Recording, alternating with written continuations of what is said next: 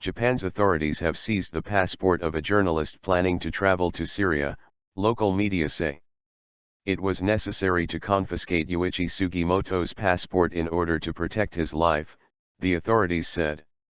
The 59-year-old photographer, who had planned to enter Syria on February 27, described the move as a threat to the freedom of press.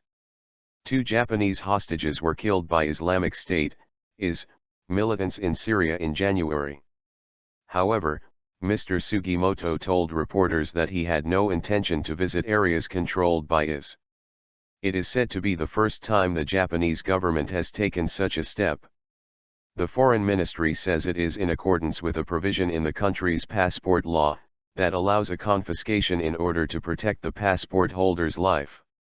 Mr. Sugimoto, who has covered conflict zones in Iraq and Syria before, insists he has always taken precautions and retreated when in danger. What happens to my freedom to travel and freedom of the press? He told the Japanese paper Asahi Shimbun. He said he was planning to travel to Turkey before entering Syria with a former soldier who had previously worked for Kenji Goto, a fellow journalist who was taken hostage, and killed in Syria last month. A second Japanese citizen, Haruna Yukawa, was also kidnapped and killed by IS militants. After the handling of the hostage crisis, approval ratings for the government of Prime Minister Shinzo Abe have gone up, recent polls show.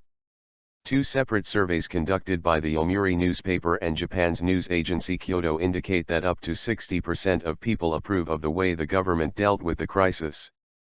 A similar percentage also said Japan's support to countries affected should continue to be non-military. In January, Mr. Abe promised $200 million, £130 million, in non-military aid for countries fighting Islamic State.